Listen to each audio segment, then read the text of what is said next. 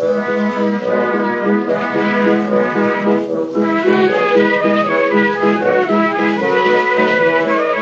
to Loremen, a podcast about local legends and obscure curiosities from days of yore, with me, Alasdair Beckett-King. And me, James Shakeshaft. And James, in this episode, we're going to the lowlands of Scotland. What? South of Glasgow.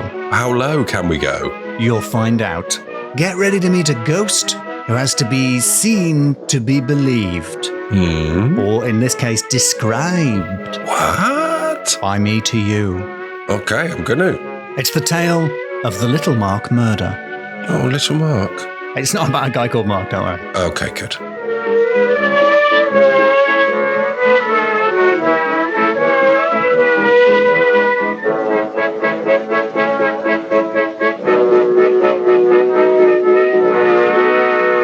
James, I'd like you to come with me to a place we do not often visit, the lowlands of Scotland. Yeah, I know. It's got a lowlands. I suppose by definition it should do. It seems obvious, but I never really thought about it. I almost always tell you stories from the Highlands. Yeah, you always tack the high road. I do, but today you and I'm not going to repeat the way you said it, are going to take the low road. We're going to Dumfries. Wait a minute. Is that the one that I sometimes misread as bum fries? I mean, I can't tell you that it's not. We're going to Dumfries if you want. There's like a type of sponge or something, isn't there? Like a cleaning sponge called a Dumfries, isn't it? No, it's a type of cake, a Dumfries sponge. Oh, yeah. You haven't cleaned your kitchen with a cake, have you? Oh, no wonder there were more ants afterwards. It's so crumbly. I thought I'm just getting advertised Scrub Daddy now. Is that a cleaning product? Yeah. Because it isn't necessarily. It's the Scrub Daddy. Something about the word daddy gives it a frisson. Don't know what it is. I've just seen the word bum fries in a household type haberdashery shop. Bum fries. I misread it as bum fries. Right. I don't know if this is the word's fault, James. I feel like you're bringing a lot of the bum to the table. I've done it before and I'll do it again. That's how I broke that. That's the Loremen guarantee. That's the other Loremen guarantee. James will bring a lot of bum to a attractive antique occasional table that he thinks is a chair. It was a table. It was occasionally a table no more. Occasionally it's just a pile of giants kindling.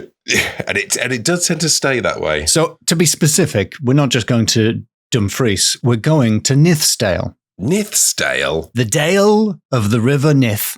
Ooh, Nith. That's a good name for a river. Nith. I think possibly Nid in Scots. But I think pronounced Nith. Pronounced Nith by the fisherman on the YouTube video I watched to find out how it was pronounced. So take it up with that guy. Nice one, fisherman. We're going to a place called Sanka. Sanka? Sanka, but spelt Sanquhar. So it's pronounced Sanka, but it's spelt like Farquhar. Like Farquhar, which made me realize if that's spelt like that and pronounced Sanka, then Farquhar, and I looked it up, the Scottish pronunciation is Farquhar. So we've all been saying Farquhar wrong. We should be saying fucker. Farquhar. You don't have to say in a Japanese accent to get it right. You can say in a Scottish accent. Farquhar. I'm rolling an R for no reason. Is there a W beginning version, or did that get written out of history? Well, you would think Sanka produced more limericks, wouldn't you? But perhaps the spelling has confused a lot of people. Yeah, there's so much limerick potential. It hasn't produced many limericks, but it has produced a fair few wrong uns, James. Oh, no. It's also home to the world's oldest post office. What? Yeah, I tacked one way and then I tacked the other way. Many, many villains, but also world's oldest post office. 1712 it was built. So 3 miles from Sanka, near the Eliok Woods, there was a small farm named Littlemark. Oh. Yeah, it's not as cute a farm as you're imagining. Oh. If you went past Littlemark now, James, or when Folklore and Genealogies of Uppermost Nithsdale by William Wilson was written in 1904, you might hear a ghostly wailing from the river Nith. I'm not convinced I said it right that time either. You might hear a ghostly wailing from the Nith, a river, a river. Maybe leave the mistakes in for context, Joe. You might hear a ghostly wailing from the river Nith, not far from Eliok Bridge. And we're in uppermost, where are we? Uppermost Nithsdale. So if you were there, you might hear ghostly wails from the river, and you might see, James. Wait a minute. We've had to be very careful with spellings of a lot of these things. Ghostly wails, W-A-I-L-S. No, wailing, wailing, the voice, a scream, James, a sinister scream. Right, good. And you might see a most strange apparition on the track towards the site of Littlemark Farm. We've had headless ghosts on the podcast before, haven't we? Yeah, big time. Loads of them. Yeah, loads of them. We've had a few floating heads on the podcast in our time, haven't we? Yeah, we've had bodiless heads, yeah. Yeah. What have we never had? We've never had a ghost with no head and no body. What? Yeah. And I know what you're going to say. You're going to say that's a poltergeist. It's not a poltergeist. It's not. It's just a noise. What? It's not a noise. Yes. It's not even a noise. It's not even a noise. Wait, yeah, I can see that you're intrigued. James, that was just the cold open. That was just to reel you in, to tease you, to start raising questions. What kind of ghost is this with no head and no body? Yeah. Okay, put that to one side. Title sequence, and then and no noise. Smash cuts. How does it smell? It has no nose because that's a subset of head, James. It's got no nerve endings. How does it feel? Terrible. Time for some local colour. Just put all that ghost stuff to one side for a minute while I give you some local colour. But I want you to stay in a state of heightened fear. Mm-hmm. The people of Sanka were prodigious prankers. Sanka prankers? The Sankas were prankers. In the history of Sanka, written in 1891 by James Brown. What? Get up. The Ambassador of Soul. Yeah. Volume 1, I Feel Good. James Brown describes the prank of running, which he thinks belongs uniquely to Sanka, and I've never heard of it. Maybe you've heard of it. I need to know what it is because I've definitely heard of running. Well, it's not exactly running as you and I know it. So, this is hilarious. You and I could do this because it was a prank perpetrated by beefy teens like you and I, James. Oh yes, yeah, because we're both sort of young fella me lads, both fairly tall and beefed up. Here's what you want to do. If you're a beefy teen listening and you've got a friend who's equally beefy, roughly the same height, that's ideal. The two teens would loiter, let's be honest, around the entrance to a drinking establishment. And then one of the older gents in the town, the end of the day, ding, ding, ding, he was making his way home, a little bit worse for wear, a little bit tired and emotional. He would step out the door, flanked either side by the beefy teens, and each teen would grab one arm of the man. So you can imagine he's now buttressed by beefy teens. He's bookended by beef bookends, if you will. Mm-hmm. They would grab the arms, go rigid, and then just start to run, just pelt around the town, and the old guy in the middle, his feet are just about on the ground, so he has to run beyond his maximum speed just to try and keep up with them. And they would run him straight home and drop him off where he lived. It's kind of nice. It is annoying but helpful at the same time. It's like a rude minicab. So it sounded to me like pretty much a low-budget rickshaw without the rickshaw, but it could be bad. Just Rick. Yeah, Rick and Sean, maybe. Two guys. That might be where the name comes from. There was a gent called Tammy, and one day he was halfway through his shave. He'd shaved half of his beard and the other half of his face was covered in shaving foam. And he was having a chat with his friend Baker Todd, who was by the fire, cracking all the while. And I think this is crack in the like the Irish or northeastern sense of like chatting, shooting the breeze. Oh yeah, Todd Baker. But Baker Todd. Is there a Todd Baker? Is that a famous person? There's a Ted Baker. The fashion brand. It sounds like a market. Is it like a fashion brand? So it sounds like the market version. Like a cheap knockoff of, yeah. So Tammy was shaving and there was a knock at the door. He went to see who it was.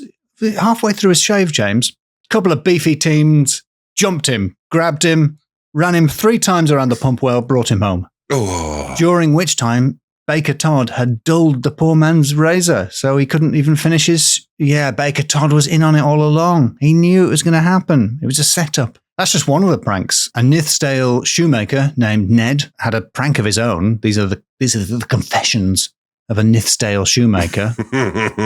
He had some interesting interactions with the local housewives. So there was a row of thatch. It's a bit less sexy than I'm making out. There's a lot more blocking people's chimneys involved. Although, let's just wait and you can make up your own mind. Hope that's not a euphemism. It's not. There was a row of thatched cottages called the Loremen, overshadowed by a bank. And basically you could walk along that bank and sort of look down on the roofs almost. And so young Ned, shoemaker, would get up early in the morning and walk along the bank, blocking the villagers' chimneys with a clod of sod. Just sort of tossing them onto the chimney. And then he would go to work, and later in the day, the wives would get up and they would light their fires. Of course, the houses would fill with smoke and fumes, and they would run out into the streets with their eyes streaming. And who would be there to save them? In their hour of need, it'd be young Ned. He would stroll by and offer kindly to take the sods out of the chimney.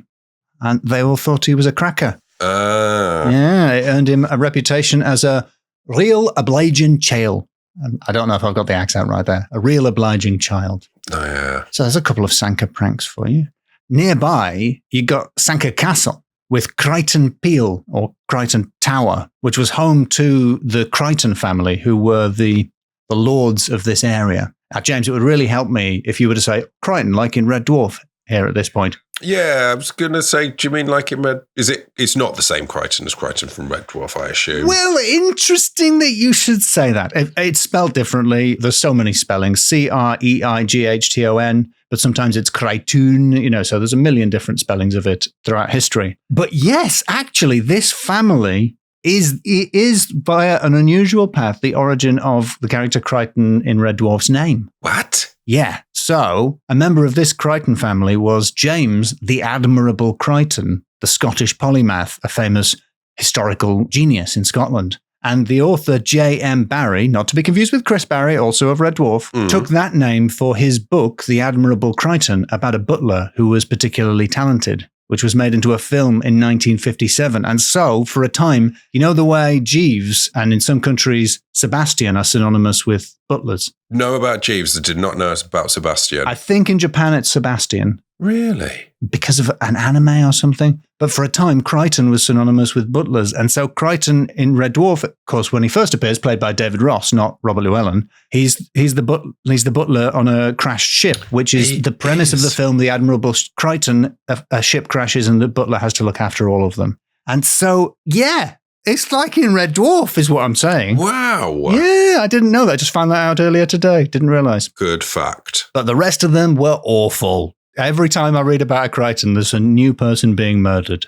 Oh, they're all murderers or they're all getting murdered? No, mostly murderer. At least one of them was murdered. The confusing thing is they're all called Robert. Apart from that one, James, the Admirable Kryten, there's so many Roberts, I can't work out whether we've got just one really bad Robert who murders a lot of people or whether loads of different robbers throughout time murdering several people. I see. Because they're all called Robert. Their cousin is called Robert and their son and father are called Robert. Very confusing. That's silly. But Sanka Castle, you got to see this place. It's your classic Scottish castle. It's ruined now, but it's grim. The peel is just a square block. It's a real turd of a castle. Miserable, grim, dumpy, a proper pile of grey stone. Yes, I'm looking at it now. Very atmospheric. There's if you Google it, you'll see probably a picture with like a naked tree, like a gnarled dead tree next to it. Yeah, and a barbed wire fence. And a barbed wire fence. And that, if anything, is to keep the ghosts in. Oh. Because Sanka Castle is haunted, of course. Right. Couple of ghosts. Marion of Daypether, which is spelled Dalpedder, but I think is pronounced Daypether.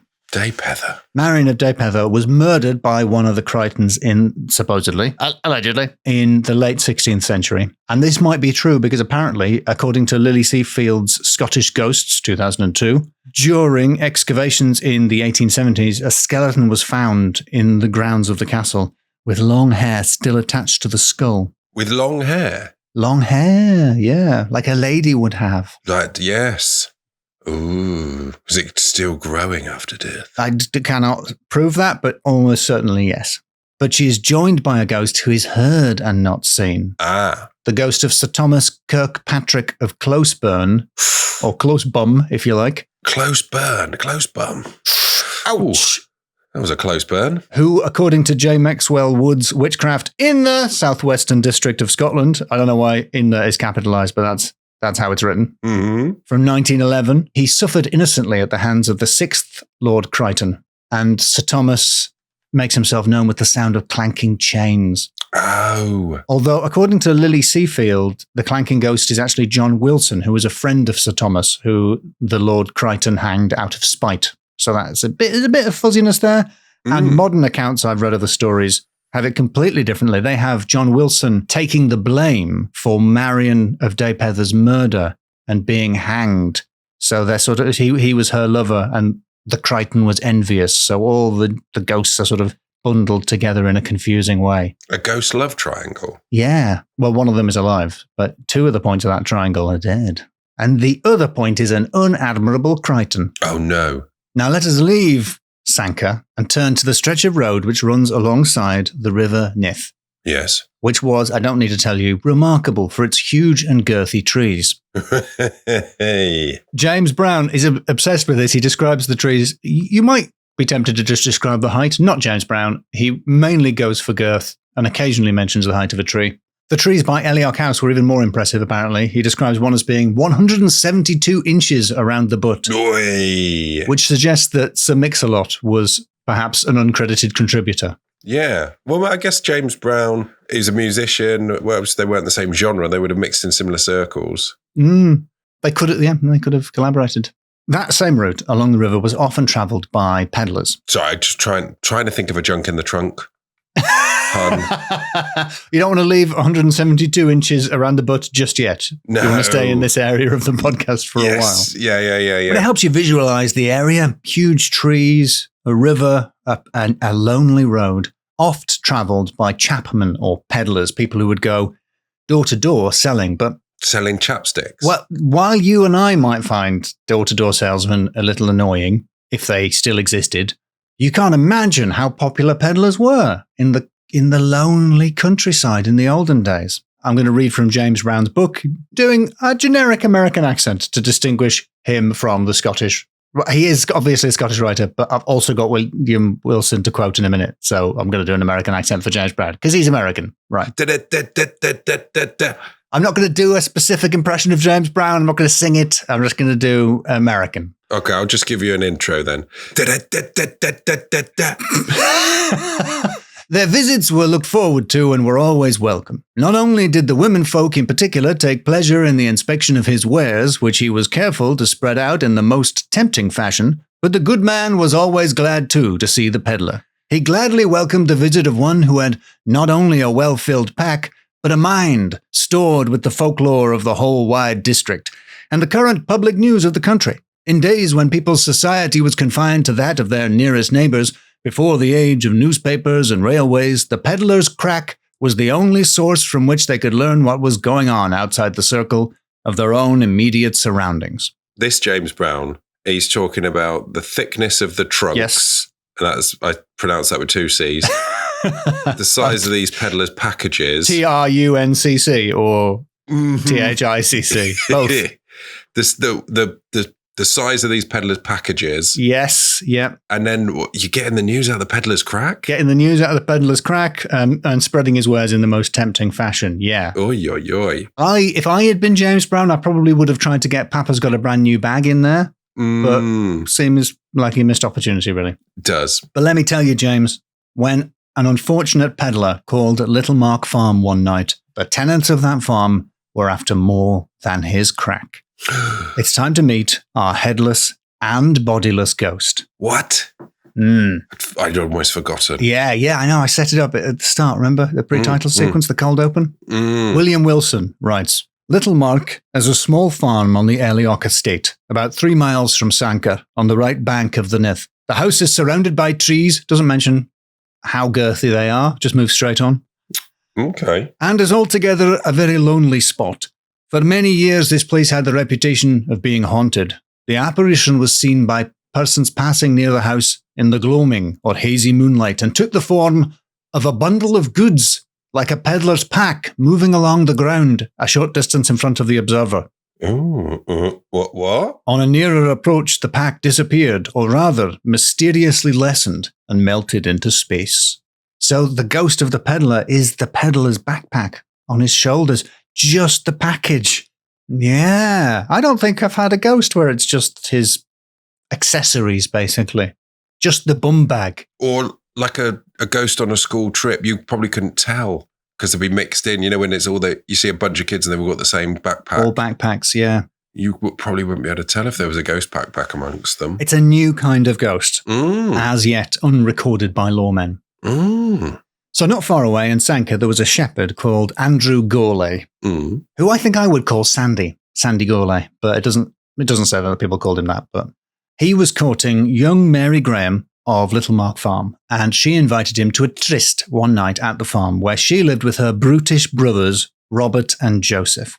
As he approached, young man looking forward to seeing his beau, he noticed that all the lights seemed to be off, the windows were shuttered, and he heard sounds of violence coming from the farmhouse. He approached, affrighted, and, observing that one of the window panes was broken, he put in the end of his stick and raised the curtain, when, to his horror, he saw the two brothers, aided by their sister, engaged in strangling the unfortunate peddler. They killed him for his package. Oof. He hurried home as fast as he could, but said nothing of what he had seen to anyone but his mother. He had cared a great deal for the young woman, and he did not wish to expose her. Of course, he never went to see her again. Some weeks after this terrible night, however, she met him at Sanquhar Fair, when she began to rate him soundly for not keeping his tryst. Gourlay unwisely told her that he had been true to his promise, that he had been at Littlemark, and asked her what bloody business she and her brothers were engaged in on that night. He then turned round and left her. Ay. Yeah. Why ask a question if you don't want the answer, Gourlay? Big mistake, because a short while later, Gourlay was driving his sheep near Mennockfoot, and the Grahams were lying in wait. They went for him. He had to flee. He leapt into the river Nith to escape them, which is a dangerous thing to do. It's a fast-flowing river. Yeah. But he reasoned that they would be too cowardly to follow him into the treacherous waters. It's difficult to let people know where you are as well. If you're crying for help, they say, "Where are you?" I went, "The river Nith. The river Nith." It's very hard to say. It's a hard thing to say. He found himself clinging onto a stone, clinging on for dear life to keep himself from being dragged into a deep pool. But the Grahams, James, they pelted him with stones until he let go, and he was pulled under and drowned. These are not golden Grahams. No. Some of the worst Grahams. These are like bad cinnamon ones. Yeah.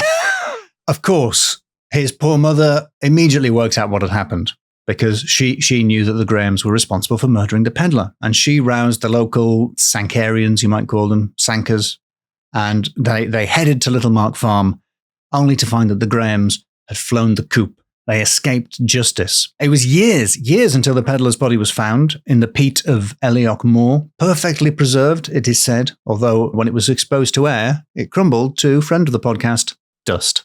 It simply must be dust. And there's the sad tale of the peddler's horse, James, which wandered Elioch Woods, but apparently people were too afraid to approach it, and so eventually it died. Oh. We don't know how long it took for it to die, so maybe it lived. I like to think it probably made friends with a sparrow and a wise-cracking rabbit. Oh, definitely. Had a little adventure. Yeah, and then died of old age. Because what do horses eat? Apples, carrots? Crisps? Or crisps, maybe. Don't they eat grass? They could probably eat a bit of grass off the ground. Polos, and horseradish. I always assumed that was for like gingering up a horseradish. Oh, no. But definitely not Stinking Willie. That will kill them. Will it? I mean, the name just seemed like a warning. To horses. To everyone, I think, really. Just a general warning plant. I know you would probably like some kind of justice, some kind of satisfying narrative resolution. The best I can offer you is this. Joseph Graham, the younger of the two Graham brothers, supposedly returned to Sanka in his old age. Yeah. Travelling under the name Beggar Johnny. Can I tell you what I want to happen? What do you want to happen? I want that horse to kick him in the head. No, it's almost as good as that. He was a feeble old man and begging, but he was still recognized by the people, and they accused him of the crime. They accused him of the murder of the peddler and of Andrew, and he confessed everything and then was seized with a fit and died. Or alternatively, an unrelated beggar came to town with a different name. And they bullied him. And the villagers accused him of being a murderer, and then he died of a fit. So two possibilities there. Yeah. And Mary Graham came back in her old age, but wasn't welcome in the town and lived out as a lady of the moors in an old hut. Mm. And everyone was very glad when she died. She didn't have an adventure with a rabbit and a wisecracking She sparrow. did no wisecracking for you, young lady or old lady. William Wilson concludes, if at night a wailing sound is heard to come from the Nith or issue from the Elioch woods, it is said to be the cry of the spirit of the murdered shepherd. And the peddler's bum bag is separate, a separate ghost. Separate ghost. So that, James, is the story of the Littlemark Murder. Oh, that's good. It's got a bit of ghost, got a bit of true crime, got a bit of pranking early on. Just some fun pranks at the start to ease you into it, yeah. Just some fun pranks. It's got some of the girthiest trees we've ever had on the podcast. Are you ready to score this, James? Yeah. My first category for you, James, is supernatural. Yes. Okay, very. Because at first I was very skeptical about the ghost that had no head, no body, or noise. So I was thinking this sounds like air. Sounds like some air. Yeah. Fair play. But yeah, you brought it around with the backpack. The famous bum bag ghost, yes. Yes. And there was another invisible ghost. There was another invisible ghost, which was a sound, yes, the sound of clanking chains with two possible names, possibly Thomas, possibly John. Could have been clanking chains like, imprisoned in the afterlife, or it could have been that they had one of them chains on their wallet. That people had. Yeah, they could have just been into metal, like into Linkin Park. Mm. I think it was more that he was imprisoned and tortured in the castle, but it could be the new metal thing. If the other guy had a bum bag. Yeah, it's possible. I can't say it's impossible. They're into their satchel fashion. And the white lady. And the peddler probably had a choker. Oh, yeah. Ooh. Very 90s. Although now I've just remembered that he was strangled. Yeah, that's insensitive. Yeah. So and then you've got the ghost in the river, the noises from the river, and yeah, there's loads. I think it's a decent 5. Oh, it's a 5. Oh wow, okay, great. I don't want to sound surprised, but great. Okay, all right. In that case, my next category is names. Okay. Now and this is the problem with Lowland Scotland. Mm. All the people just have very normal sounding names. There's no Ranald Micmacmore. There's none of that Gaelic business going on with the names. There's a lot of Grahams. I didn't even tell you that Tammy, the guy who was shaving, also called Graham. Another Graham. He was Tammy Graham, yeah. And there was about 4 Robs. A lot of Roberts, yes. But we had Little Richard. We did have we had Little Mark, who's Little Richard's brother, I guess. We had Little Mark. We had James Brown. We've got Elioch Woods, Elioch Bridge. We've got Sanquhar, if you want to pronounce it wrong. Bunch of Sankas. Yeah. The Nithsdale. We've got Confessions of a Nithsdale Shoemaker, possible film franchise spin-off idea. Definitely. The Unadmirable Krytens. Yes. And the origin of the Red Dwarf character, Kryten. The origin of Kryten. So it's good. I say it's a 4. And it just needed that little bit of spice, a little bit of rudeness to put it over into. Well, Andrew Gourlay's surname was Gourlay, so I put it to you because he is murdered. Gourlay, gotcha. Ooh, no. No. That's worth nothing. Okay. Mm. All right. Okay. Mm-hmm. I accept a 4. My next category. It's a man's world. Nice. I don't know if I said the right number of mans there. Because that song by friend of the podcast, James Brown, captures Hit me. sort of the injustices of like cruel men and overlooked women. And you got a bit of that with the Krytens, they were... Oh, there's a Kryten thing. I didn't even tell you. One of the Krytens was fencing with his fencing trainer. And he took it a little bit too far. And then by accident, his teacher got him in the eye and blinded him. And he sent one of his men round, also called Robert, annoyingly, to murder the teacher one night at his lodgings. Yes, really, really nasty pieces of work, some of these Roberts. That is, yeah. If only there was some sort of guidance about what, an eye is worth. Yeah, exactly. And it's not an eye for killing an entire man. So we got the horrible Krytens. Yes. We've got the horrible Grahams. Yes. Yeah, and it was mostly men in the story, really. It was mostly, although to be fair, Mary Graham, was a wrong'un herself, wasn't she? She was a wrong'un. She did moider. She was involved in that moider. But the guys doing the running around town, taunting old Tammy, they were also guys. Boys will be boys. Apparently so. And there maybe even that strangling was a run-in that just got out of hand, potentially. They just ran him so much that he died. He died of running. And even the shoemaker was, conning all the housewives and really making a lot of work for himself. It's sort of a prank on your own self, really. What do? I get up early in the morning and I fill everyone's chimney with soil. Yeah. And then later in the day, I take it out again. Yeah, got him. Why would he? Yes! It sounds really difficult as well. Like, I guess maybe just sort of put like a clod of sod over the top and then you could just lift it off. That's what he would do, a clod of sod. Yeah, absolutely. Shovel loads of soil. Yeah. But he's I think the forerunner to those guys who do YouTube videos where they prank their girlfriends and then immediately go to hell for being bad and the worst guys. Because, James, it's a man's world. But it would be nothing without strangulation by a woman. Is it or is it not a man's world? But then there was a woman in there, so it's 4 out of 5. Okay, because it would be nothing without a woman or a girl. Yeah, you're right. Yeah, you're lucky. It would have been nothing. And my final category for you, James, is limerick. Wait a minute, I've got to do my limerick. There once was a young man from Sanka whose girlfriend was worse than a pranker. He tried to do right, but she gave him a fright and he fell in the river and sank her. Oh, that is lovely stuff. Do I hear that's the sound of applause? Definitely. Thank you. Just a little not rude limerick that we can all enjoy. A lovely limerick about murder for the family. Exactly. A child-friendly, murder-based limerick.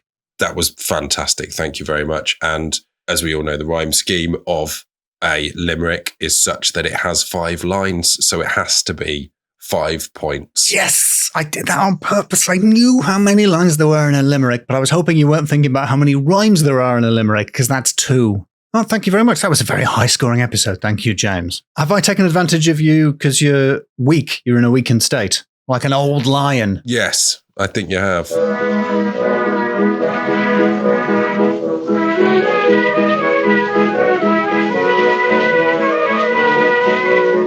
Well, that was a lovely story, Alasdair. Thank you very much. Thank you very much. And I think there's a few outtakes from that will end up as a little bonus episode. It's mostly sneezing, but I do think it's worth listening to. I think we'll cut out some of me blowing my nose, yeah. People can access that by joining us on patreon.com/loremenpod, which will help support the show. Thank you to all the people who already do support the show in that way. Thank you. Thank you to Joe for editing this episode. Cheers, Joe. And thank you to you for listening to it, actually. Alasdair, I think we need a record scratch. Okay. So, we guested on a podcast together. Yes, we did. It was a game show format. It was Who Knew It with Matt Stewart. It was really fun. I had a great time. It was in front of a live studio audience, or just in front of some people in Balham. Yep, with lovely Dave Warnocky as well. Oh, yeah, Dave was there. Dave, both of them from the Do Go On podcast as well. How would you describe the format? It's a podcast game show where you have to make up fake answers to questions, and you, James Shakeshaft, are notoriously good at the game. I'm quite... You tricked me into going on the show. I did, and there was one bit where I did a gambit which I didn't believe would work, but I felt like a Batman villain, and I felt incredibly guilty whilst it was working. It was so good, the Shakeshaft gambit. I fell for it completely. I have been Shakeshafted. There was a bit at the end where I was so caught up in the game that I didn't reference the fact that we were talking about Viking Jesuses, and you were sat right next to me. Yeah, nobody noticed that I look a little bit like a Viking Jesus. Yeah. So I thought that's that how was giddy James was. Oh, I was ever so giddy. Oh, it was a lot of fun. So check that out. That is called Who Knew It with Matt Stewart. We'll pop a little clip at the end.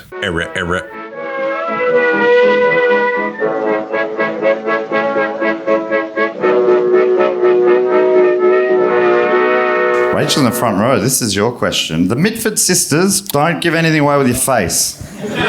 Alasdair is one of the best English face readers out there. Yep. So don't say anything with your face, please. In English. The Mitford sisters were infamous in Britain in the 1930s. Times journalist Ben McIntyre nicknamed them all. There was Diana the fascist, Jessica the communist, Unity the Hitler lover, Nancy the novelist, Deborah the duchess. But what did he name Pamela? What was Pamela's nickname? I'm sorry. One of them was the fascist, and like a third one was the Hitler lover. It feels like we're not clearly distinguishing our meanings here. And then Deborah was just the Duchess. But one of them loves Hitler, but isn't political about it. Just likes his vibes. Yeah, he's just a cool guy. Not interested in fascism at all. She would often say, he just seems like a good guy to have a beer with. You know, he's the kind of guy I'd love to have a chat to. As long as we don't get into politics. All right, so you just need the nickname. What was it? What was the... Pamela. Pamela. Pamela the... All right, the answers are in for question number 3. The Mitford sisters were infamous in Britain in the 1930s. Journalist Ben McIntyre nicknamed them all Diana the fascist, etc. What did he call Pamela? The quiet one. The original Spider-Man. The generous lover. The unobtrusive poultry connoisseur. The human torch. Or the one to avoid getting stuck talking to at a party. Which is amazing when her sister is a fascist. He'd still pick the fascist. All right, back to you, Alasdair. We've got the quiet one, the original Spider-Man, the generous lover, the unobtrusive poultry connoisseur, the human torch, or the one to avoid getting stuck talking to at a party. All right. The last one is obviously absurd. 2 of them are fascist. At least 2 of them. One of them's a fascist, one of them likes Hitler. Loves Hitler. Loves Hitler. I think the unobtrusive poultry connoisseur I think that's a Shake Shaft original. If it's not, I will tell Hitler, my best friend, about it to the recording. Please don't take that out of context. I think it is probably, in the 1930s, it probably isn't a generous lover. I think you probably wouldn't put that in a newspaper. So I think the correct answer is the quiet one. The quiet one, all right. Although maybe if the one who likes Hitler had been a bit quieter about it. Yeah, imagine what the quiet one's hiding. You know? Yeah, they say you've always got to look out for the quiet ones. And she's up against a fascist and a Hitler lover. Wow. I see. There's the original Spider-Man and the Human Torch, which are 2 superheroes, which makes me think that the real one. There's a peek behind the curtains of my mind here, not like with the Batfish. That the real one is one of them 2, and someone sort of played off. Maybe the house has played off that. So I'm going to go with the Human Torch because perhaps she could light up a room, but also perhaps she had the power to control fire. All right. Here's the answers. The one to avoid getting stuck talking to at a party, that was Dave Warnocky. Nice. Yes. Very good. Sorry, am I the one to avoid getting stuck? Hang on. You're right, what you know. Okay? I'd think of him as more of a Hitler lover. The generous lover, that was the house. The original Spider-Man, that was James. Wait a minute, you did the original Spider-Man. So I forgot. I said it quite early and then I got very distracted by the Batfish's appendages, which is also a type of superhero, presumably. Alasdair went for the quiet one, but that was Rachel, aka the house. Oh, you got me, Rachel. The Human Torch, James went for that. That was Alasdair. So you two. I went for that because I thought you would think it was something Dave would write, which I now realise makes no sense at all. But it worked, and This you chose is it. Inceptions beyond Inceptions. But that means no one got the correct answer. She is the unobtrusive poultry connoisseur. That's the best one. What? I thought that was a Shakespeare original. Wow, maybe I wrote the article. My gosh. The unobtrusive, because I hate it when poultry connoisseurs are showy about it. I prefer them unobtrusive. She may well have also been the one to avoid getting sucked talking to be honest. It sounds like she was quiet about her poultry connoisseurship. So maybe in a way I was right. And also she could light up the coop. So maybe I was also... No, I wasn't.